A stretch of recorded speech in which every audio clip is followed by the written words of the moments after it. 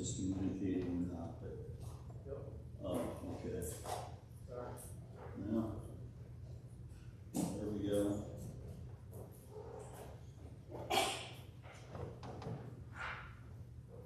All right. I don't know if we'll use any of this or some of it, possibly most of it, I don't know. But think with me, if you will, in thinking about life. What is life? And so we have to go back before there was death. And this whole thing started out thinking about the power of death. It has an authority, it has a power, it has an influence that just drives the world. It drives society, it drives people. People don't do what they want, there's something driving them. Ask any drug addict. Did you choose to become so addicted that you live on the street and you're penniless and you have no hope? And ask any kind of addict, what brought you there? Is this where you chose to be? And he'll say no. It's that power. It's that influence that each one of us face. It's the world we live in. We can't get away from it. We live in a world that death has come in and just permeated everything. And we live as aliens here in this place. We're here, but this is not home. We're going home. And there will be no death. There will be no sickness. There will be no pain. None of that. This is not the picture of home. Thankful. Home. We sang about it.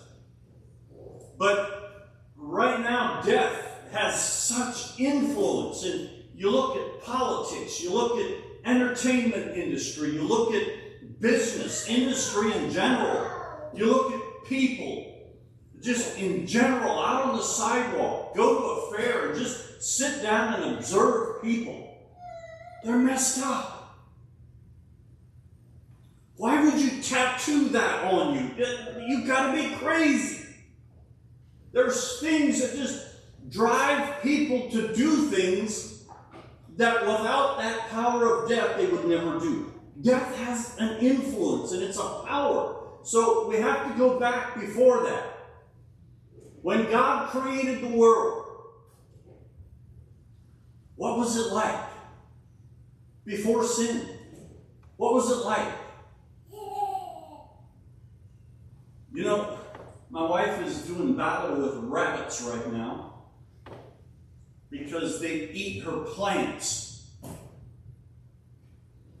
And there's been a couple murders, or should we call it?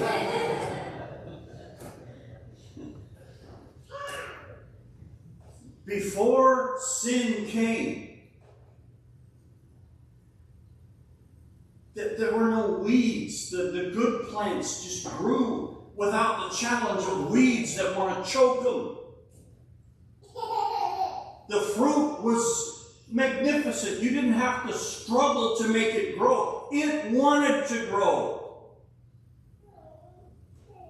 And there were no thistles, thorns, nasty stuff. People didn't have bad attitudes. People didn't lie. There was no lie. Everything was truth. Say people, there were basically two, but people. And there was no jealousy, there was no hatred, it was love. And things were just clean. Things, now they tend toward decay and you have to keep up on everything. You build a house and it doesn't just stay brand new. Before long, the roof starts leaking and one side starts sagging and the foundation leaks and everything starts decaying as soon as it's there. It didn't used to be that way. There was no murder. There was no hatred. There was no There was no, cheating. You talk about a pristine world. The fruits that were hanging on the tree, you didn't even have to work hard to harvest. Here's this apple about the size of a grapefruit, and you eat it, and it's juicy, and it's tasty, and it doesn't have a worm in it. It's clean. And it just grows all year long, and you pick it, you eat it, and on and on and on. You can let your imagination go. Anything today that is different from that is a result of death. Everything. When death came into the world,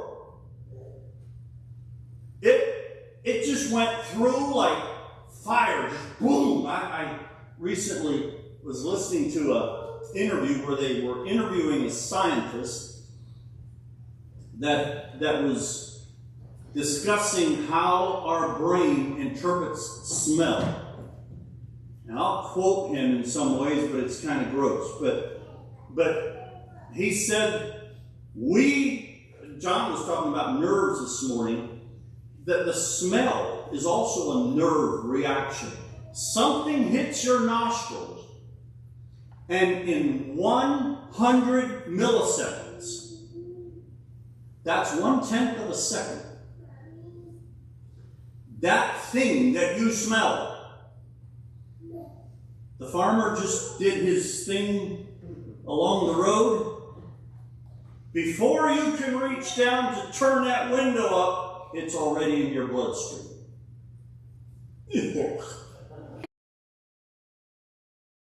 And your body reacts before you have time to think about it. How many of you ever smelled ammonia? And your body just, you didn't think about that. I should probably back up. No, it happens that way. It takes 1/10 of a second for that to get into your bloodstream and throughout the body. Thankfully, there's liver and I don't know what all that cleans it up real quick, so nothing to worry about. But it's kind of gross that the things that I have smelled in life entered. I don't think I care to think about that anymore. So that quickly, it's throughout. And death, I think, went that quickly. Just throughout the world. That globe, just death, just done. It was such an influence that the animals changed. The animals, the lamb lies down with the lion. He doesn't eat him. Just another animal. And they got along. There wasn't a bully in the crowd. The big animals didn't pick on the little animals. The influence was so pervasive and so permeated every aspect of life that nature itself felt it and reacted. And animals now have a survival instinct, and they'll kill anything and eat it. Doesn't matter to them. There's no conscience there, John. They eat it. They have no qualms about that. And I find it interesting that in the millennium, when evil is taken and chained up and held tight, the lamb lies down with the lion. Isn't that interesting? So death is driving this force. Anything that you see today that just somehow isn't right. How many pastors need to fall until we wake up and realize that something is wrong. I mean, you've all probably been watching the news of another pastor, and it's crazy. Something is driving this. There's a force, there's a power, there's something. I have this thing in my throat, so excuse me. But, and that came from death, by the way. That wasn't before. So, so all this garbage, if you will, that we see even in churches, in good people, and sins being they can't help themselves. They just sin. Death is driving it. And the dangerous thing is, and here's the point where I want to focus a little bit. The dangerous thing is, we have somewhat of an option on this to choose death or life. And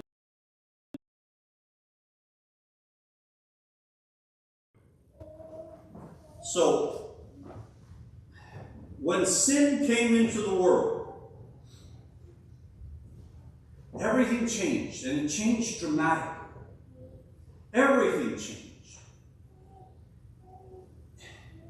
So now, the people, Adam and Eve, they still lived sort of with a connection to God, but yet it died. God still came into the garden, and they were there, but the relationship is gone. That died, and death as an entity came in. And that death had such powerful influence. But when Adam and Eve, before that, they had the influence of life upon them. And if they would have gone and eaten of the tree of life, and in that nanosecond, that life would have just permeated the world, wouldn't that have been a wonderful place to be? But instead, death took over. And now Adam and Eve live in this strange place. They have babies. One of those babies grows up and kills his brother. Wait a minute. We saw the lamb die. We've seen that, but now people? And today, the murder. It's insane, the amount of people that get murdered in the U.S. and in Haiti. Haiti, it's probably worse, I would assume. I don't know. What's driving? It's death. What do you and I do when we feel death pushing? Because it does. And we can't get out of it. It's not like we just live in another realm and we have this glass globe around us and death doesn't affect us. Really? Well, you're going to die. And how many of you have ever been sick? Raise your hand. Ever. Yeah. Every last one. It's death. Death came in. We get born and we start to die. We get born and we grow, but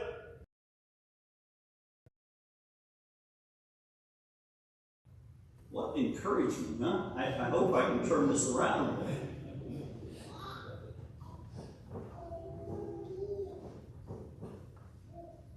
Genesis 2. Out of the ground, the Lord God made to grow every tree that is pleasant to the sight and good for food. Every tree. He made all these trees. I don't know how many were in that garden. Maybe hundreds. And it was pleasant to the... Ever think about that? It's a beautiful tree. There are some trees that are beautiful. I'm not a guy that notices a lot of plants. I'm not a flower guy, whatever the word is for them. So, you know, I know like Tim Burkholder, you know him. He loves flowers. He'll notice a flower. I didn't even know there's a flower there. But if you look at a flower, it is beautiful. How did that come out of that? It's beautiful, and trees are beautiful. In the fall, I don't know if they had fall back then, but trees can be beautiful. So it says it was pleasant to the sight and good for food. These trees didn't have to grow up. They just were. They came already having fruit on them, I guess. And so, pleasant to the sight and good for food. The tree of life was also in the midst of the garden. So, right in the middle, he placed the tree of life. It's not known by its fruit. It's known by something else. Because we don't know what kind of fruit that tree was. But it's the tree of life. It was also placed in the midst of the garden, along with the tree of the knowledge of good and evil.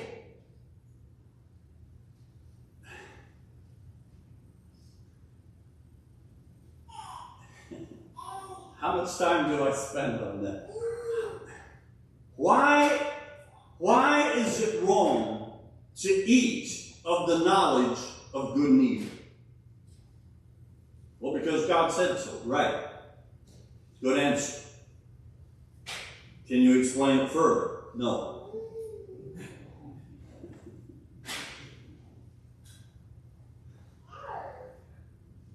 The tree of life is known because it exuded life. I don't know what it was. There was something spiritually connected to that tree. It exuded life. The other one exuded something else. A knowledge, a perception of something that man should not have. It later says, a couple chapters later, after the sin, after the fall, God said, man has now become as one of us. So, there was a knowledge taken in. There was that gave them a perspective that they did not have before. So the tree of life, if they would have just eaten from that evil, well, maybe it exists, but I don't know. No, probably not. No, it's just, we just have this beautiful garden and everything is nice. But now there's something else at play. There's depth at play. There's knowledge at play. Knowledge of good and evil. And I think this might be what it is. I won't argue with you. If you have a better theory, I'm all about it because I don't know. But I think maybe this had something to do with they took control of the decision about what was right and what was wrong. So now I choose for myself whether it's right or wrong. That's no longer God's prerogative. That's now mine. I choose what will be righteous. Well, it miserably failed. But I think maybe that's part of what it is, because that's when men fell and they tried to do right. They tried to make something of themselves. But it didn't take long. We had a murder.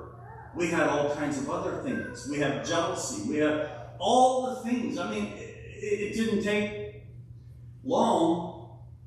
How many generations later were they building the Tower of Babel and all kinds of crazy stuff going on?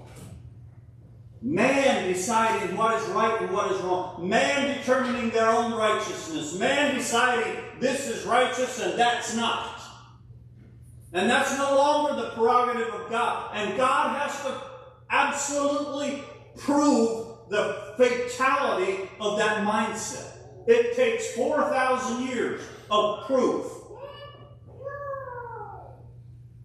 Not that it actually needed that, but God gave 4,000 years of it to prove the futility and the fatality of choosing your own way and thinking that you can do what's right and that God will accept it. God won't accept it. Now, man has become something that we are, God says, and we can't let them eat the tree of life because that thing will live forever. So that thing needs to be done away with sometime. Well, it still isn't done away with. It was rendered helpless at the cross. At the cross, Jesus put his foot on that death and said, you will reign no more, especially in the spiritual lives of the people, but on the earth, on the physical, in the worldly, earthly people, the ones that have not been saved yet, that don't have any other means of connecting, they will be driven by death. Driven. How many times have you seen the t-shirt, the bumper sticker, whatever? Nobody going to tell me what to do. How wrong you are. You are prey to the spiritual force called death. You are nothing more than a pawn. It takes strength, it takes guts, it takes courage to stand up against that and say, I don't care what's cool anymore. I don't care what you determine to be, popular or whatever. I am giving my life to Christ. I'm living for him, only for him. The things of this life doesn't matter. And now we get to look throughout and determine, do I take part in that or don't I? And how many influences today do I still bring into my life because of this death that has an influence, death that has power? And I don't know that I want to spend too much time on it, but Moses, he was about to die. And in Deuteronomy, if I'm going to talk about it, I should probably just... Today I'm giving you a choice between life and death.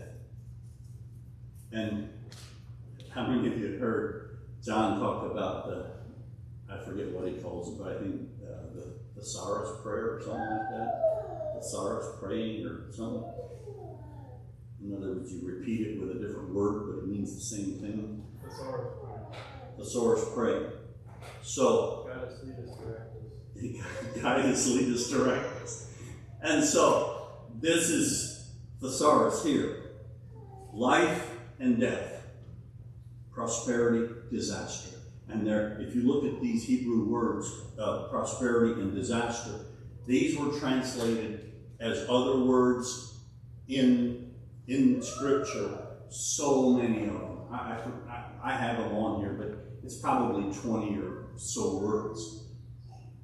The same Hebrew word has been translated all, and it's trouble, it's pressure, it's turmoil, it's poverty, it's I don't know. Or it can be grace, it can be prosperity, it can be good things, and on and on and on and on. So anything that you see in the Garden of Eden before the fall, that is life. Anything other than that is a result of death. And, you can go haywire with this, but hear me out. Poverty. There was no poverty back there. Poverty is a result of death, not life. Ouch. Why am I poor? You're not. You're not. You're rich. But how many people, and I've heard Brother Wayne say this, and I think he's right. I really believe he's right. So many people make this statement, we're too poor for that. And you don't identify with the blessing, with the life, you identify with the death. Stop it. Just say, I don't want to spend that money today. Whatever you want to say. But we identify so many words. There's so many things that connect life and death. Make a choice. And here Israel had to make a choice. Moses was setting a choice in front of them. He was dying. In a few days, he's going to be gone. He's at the end of his life. And he's just ready to go up onto the mount, and he'll look into Canaan, and then he's gone. He's going to die. And he's telling Israel, choose between life and death, which is a choice between prosperity and disaster, or evil and good, or sickness and health, or name it whatever you will. All of those things, it's a choice. You mean we have a choice not to be sick? No. But don't, we can welcome things. And this can go haywire again, so please don't run away with some of this stuff. But I think I've given the example before. A young lady that we knew most of our lives passed away with cancer. And it so bothered me because she said these words, and she's a godly lady, a good lady. She said, I believe I'm probably going to die with cancer because my dad and my sister did. And it's like, please don't say that. Please don't say that. And she did.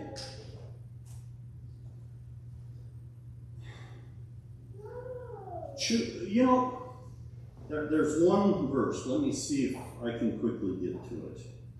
Oh,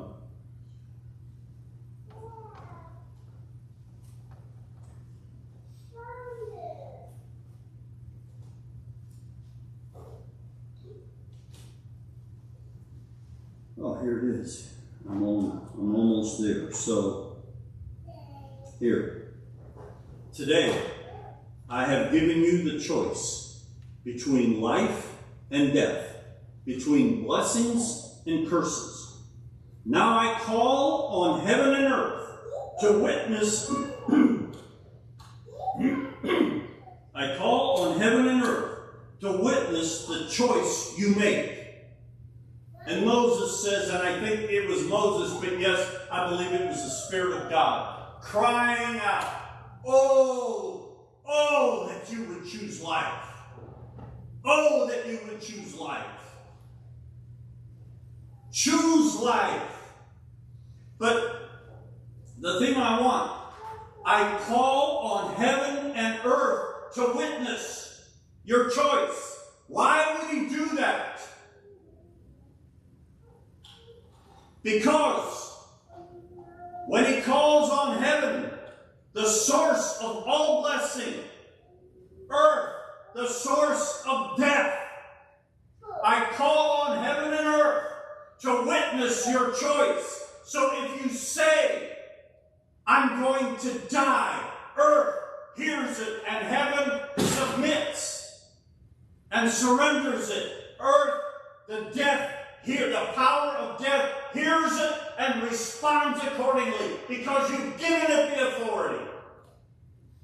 Now don't run away with this, because you can make really bad doctrine out of this. Don't do that. I'm not a claimant. You know the story.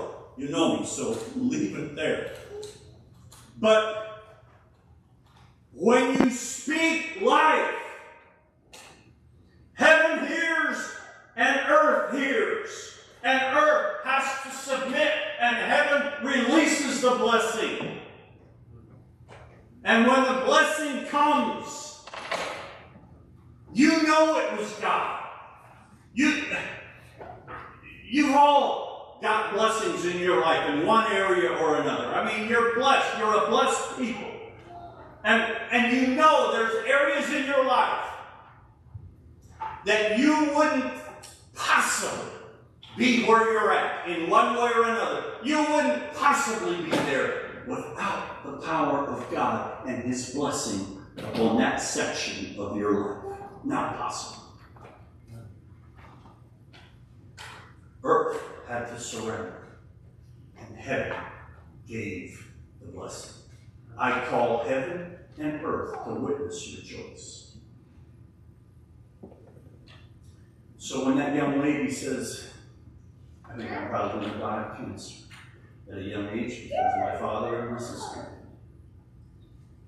heaven heard and said, I can't do anything about it. Earth heard and said, yes. Yes.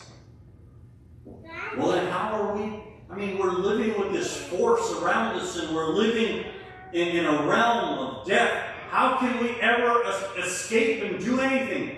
Because the power of God, through the righteousness of Jesus Christ in us, we have power over death. We have resistance. We have all kinds of things. But don't ever mistake it. We live in a fallen world. The things around us are permeated with death, and death rules on this earth. I love the fact that death is the last enemy to be destroyed. I don't love the fact that it's the last, but I love the fact that it is going to be destroyed. And it says in Revelation, it says that finally He took death and threw it into hell. And death was annihilated. That influence that came in the Garden of Eden that just permeated the whole world, that globe just permeated it instantly. That influence will be gone. It got cast into the lake of fire, and it will be no more. No more death. No more death. Everything is life. Everything is life. Nothing more. It's Garden of Eden all over again. No more death. Think about it. Death is not just dying. It's everything negative that wasn't in the Garden of Eden, because death came and everything started going haywire. Weeds grew. Thistles grew. Animals don't get along. Birds. I mean, these little, cute little hummingbirds. You think they're so lovely. They're mean little buggers. They are. Yes, they're good looking, but they have an attitude. But one day, they're going to get along. In the millennium, they're just going to be kind. Oh, here, you want this? I'm done with it. Go ahead. Not now. I'll bite your little head off. Death will be cast into hell, and it won't be any. It won't be any longer. And I don't know, this is something that I think we should do more often, so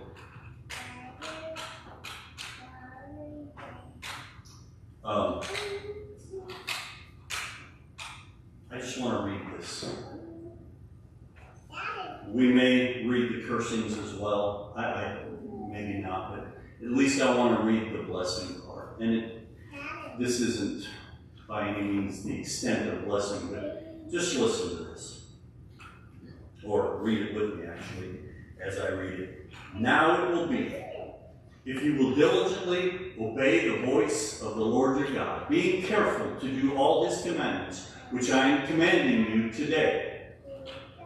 Then the Lord your God, and by the way, this is Moses again. This is Moses just before he dies. So, then the Lord your God will set you high above all the nations of the earth.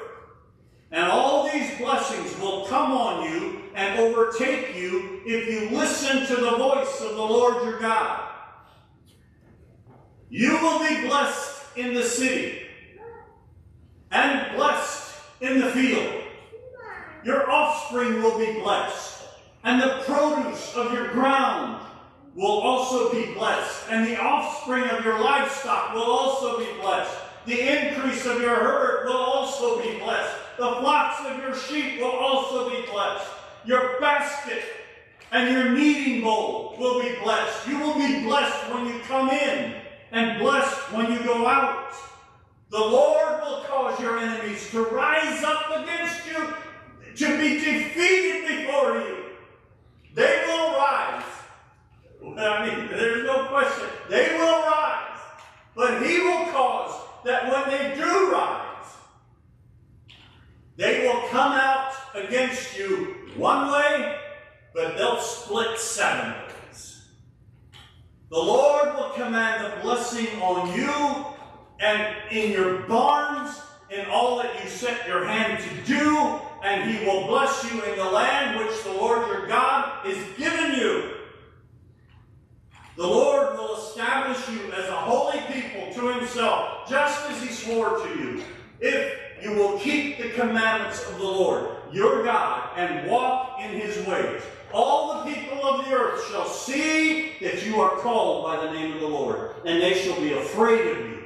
The Lord will make you to overflow in prosperity. I'm not a prosperity preacher, but I believe that. And you should believe it too. In the offspring of your body, in the offspring of your livestock, in the produce of your ground, in the land which the Lord swore to your fathers to give you. The Lord will open up to you his good treasure, the heavens, to give you the rain to your land in its season, and to bless all the work of your hand. You will lend to many nations, but you will not borrow. The Lord will make you the head and not the tail. You will only be above, and you will not be beneath. If you listen to the commands of the Lord your God, which I am commanding you today, to observe and to do them. Also, you shall not turn aside from any of the words which I am commanding you today, to the right hand or to the left, to go after other gods and serve them.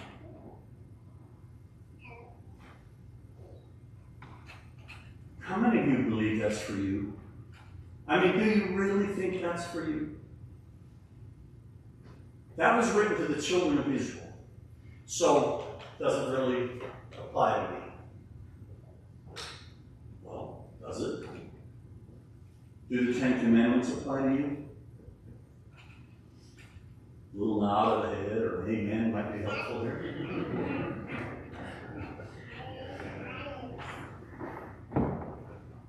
Of course it applies to you. This applies to you. This is a blessing given from God to people that he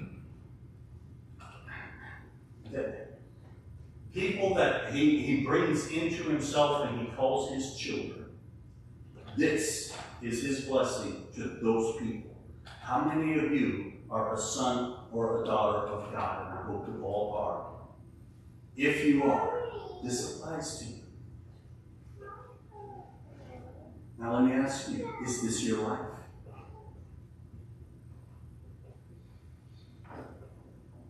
And if it's not, it's a direct result of death. Somewhere death has crept in by you allowing it.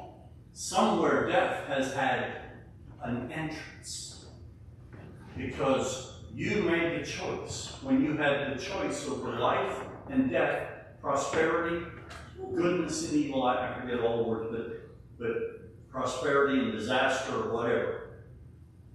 You made the choice. Well, I would never choose disaster. No, but let me ask you a question. Would you choose, let me go back to the guy with addictions. Let's just use a cigarette, okay? Just the cigarette.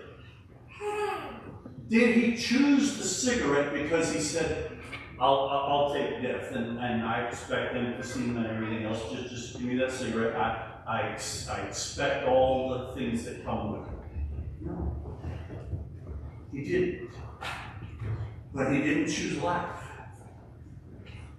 So the only other alternative is I will take this and I will take my chances that it doesn't get a hold of me, because it doesn't on everybody. It's a fact. There's people. We had a neighbor when I was growing up. He was a truck driver. Smoked for, I think, 30-some years. And they offered him a job to be dispatcher. And back then, inside the building, there's clouds of smoke back then, because you were allowed to smoke anywhere. And so there's this low-hanging cloud in the building. But this company had some people with some health issues, and so they said no smoking in the building. So it was unusual. So they said, we'd like you to come in because you're a good guy and you get a lot of work done. We'd like you to come in to be dispatcher. However, you can't smoke. It's no problem. There you go. And that's the last one he ever smoked. And he's not a Christian. How can that be? It is possible. It is possible. But it's highly unlikely. Very unlikely. But it has happened. But he didn't make the choice for everything that death entails. He just made the choice that had its source in death. Just like we make the choice that has its source in life. Another, coming here this morning, its source was life. We didn't consciously think, well, I need life, I need to go to church to intake some more life. Maybe you thought that, but likely not. And the same thing has happened with death. When it comes in, we don't necessarily embrace everything it's offering. We just embrace the thing that has its source in the earth. And let's not read all of it, but just some of the examples here. But it will happen if you will not listen to the voice of the Lord your God by being careful to do all his commandments and his statutes, which I am commanding you today, that all these curses will come upon you and overtake you. You will be cursed in the city and be cursed in the field. Before it was, you will be blessed in the city and you'll be blessed in the field. So you'll be blessed whether you're in Haiti, you'll be blessed whether you're in Amish country, USA, or Florida. You'll be blessed. It doesn't matter where you are, because you are the one that's blessed. It's not your environment. You are the blessed. Your basket and your kneading bowl will be cursed before it was blessed. So he just named a lot of things, but you can probably just safely assume pretty much everything you do is either going to be blessed or cursed. Pretty much everything. The money you handle, does that come from the source of life, or does that come from the source of death? Which one is it? That little old dollar bill. It's so nasty. I got a dollar bill. There's a lot of wrong connected with that. And its source is death. Rotten. But we live here. And we have to use it. We have to eat. We have to buy gas. We have to. So, we're not choosing this thing because you can go so many routes with this. But we live in a fallen, broken world where death pervades. And so we don't choose by having two options. Well, I like to choose life, so I don't want anything to do with the dollar bill. I'll take your dollar bill, Lord. There's none here in this broken world. It's this dollar bill. So we're stuck with some of the stuff, and I don't want to imply there's curse on us because of that. There isn't. You are the one that's blessed, not the things. You are the blessed. So when we do this stuff with the dollar bill, we have no choice. There is a protection. There's a guard around us. The blood of Christ and the righteousness and all of it, it gives us authority over that stuff. But how many of us have authority over the dollar bill? Or how many of us does the dollar bill have authority over us?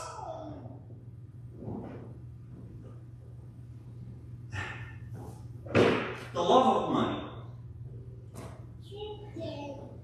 Not the money itself, but the love, the lust of money. That's the thing that's bad. So it goes on and on and on. And you get the picture. It's just reversed of what we already read. And it's nasty. It's absolutely nasty. And choose life. Choose life. How do I choose life? Well, give me an example of somebody choosing life. There are many, many, many times a day that you choose life or you choose death. Many times a day. For instance, somebody does something wrong, crosses you in some way, maybe rips you off or something, says something nasty about you. And you know you shouldn't respond. Do you choose life? Or do you choose death? Choosing death is, I'll get it. I'll get it. That's choosing death. Don't do that. Choose life. Yeah, but it's not fair. Yeah, that's right, it's not. We live in a broken world, and life is not going to be fair. If life has been fair to every one of you in here, you are the most amazing group I've ever seen in my entire life. Because I don't think life is fair to anybody. What about those little children in Belize? Is that fair to those little children? No. It's horrible. What about the children that get beat and put in cages and abused? And is that fair? No. No. So life is not fair. Why should I have a good life and somebody in another country has a bad life? How is that fair? Or vice versa. How is it fair? Why should one person have enough, Elon Musk has enough money to just buy the U.S. if he wants? Not quite, but just, and then the next guy that is wearing rags in some third world country and has no idea where his next food is coming from, so he'll just eat a tarantula spider heated up over a fire. How is that fair? It's not. It's a broken world. It's a world where death has come in and destroyed so much good, and I didn't realize it was this late. So, that's death working, I guess. In life, the clock behaves. But, so, many times a day, we choose life, or we choose death. And there will come a day when death will be no more and it's no longer a choice. But today we have a choice. We can choose to obey God. If God whispers to you and says, I'd like you to give $1,000 to this guy. God, right now my bank account has $500. Why would I give him $1,000? If God says, give him your bank account, would you obey? If God says, just love that guy that seems to be so mean to you, your boss man, maybe your boss is just brutal, he's just a brutal, just nasty. And God says, just love him. God, I can't. Yes, you can. Yes, you can. There's so many things, so many choices. probably 50 times a day, you make a choice between life and death. And then when death, as soon as I make the choice, okay, God, I'm going to love him. That thing hits my brain and it's in my bloodstream in a nanosecond, and something is happening spiritually already, and I'm maybe not even thinking about it consciously, but I'm being filled with love for that guy. I don't even know how it works. It just works. Same thing with death. If I say, no, I'm not loving him. It's not fair. He's not getting away with it. I'm not loving him. Death entered, and it's the same thing. It is working in you. And isn't any wonder it says in James that confess your sins, confess your faults, so that you may be clean. Maybe it was taking in death that causes some of my sicknesses. Sometimes it is. I don't believe it always is. Not by a stretch, not by any stretch, but sometimes it is. And I've heard those testimonies. So there's so much that could be said. But you choose daily. Choose wisely. Choose. What is the source of this thing? Even though it doesn't seem to be fair, where does this lead me? Where does this come from? Why does it have an influence in my life? Which one do I want to have an influence in my life? Okay, I'm supposed to love my boss, which is an absolute jerk. But God, I want that influence. I want holy influence in my life. So I want to love him. If you give me love, I will love him with everything in me, God, I will. Now, life is seeping, not seeping, it's boom. And so many other things. So, do I choose to, there are things that are just natural. What? I want to go jogging. Not in a million years, but if I did, I want to go jogging. This is natural. But why do you want to go jogging? And you get the picture. There's some of those things that it doesn't even take thought. I just want to take care of my body. Go jogging. Be I'll clap for you as you go by. Way to go. But on the other hand, some things we do might be the same thing with jogging because I have a pride in it. Or I want some sort of regular. I don't know. I'm making stuff up because I don't know. It's just 100 times a day, 50 times. I don't know. But we make so many choices. Can we stop and think about where it comes from? Can we make judgments? I think we can. And I'd like to pray for us yet, because some of us may have influence in us that is from death, from decisions that we've made that are good. And there may be an influence in you, and you've been wondering, why does this thing have such power over me? You have been given the right.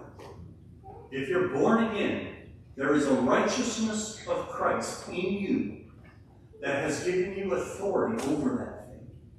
And you can use it. But today, we're all going to use it just corporately against everything that is of death, that is taking control of my life, that shouldn't be taking control. So let's pray. Father, we come to you yet just one time, yet knowing that we live in a broken world and sometimes we make mistakes. It's not something that I just intentionally did, but sometimes we mistakenly say things and do things and our actions and we make statements that we have no intention of letting cancer come in or anything evil happen or none of that, but it just happens and we don't understand the principles and all of that. God, today we want to take a corporate renunciation of all those things, those forces that are coming against us that have no right to be there. We want to plead the blood of Christ. We want to proclaim that we choose life.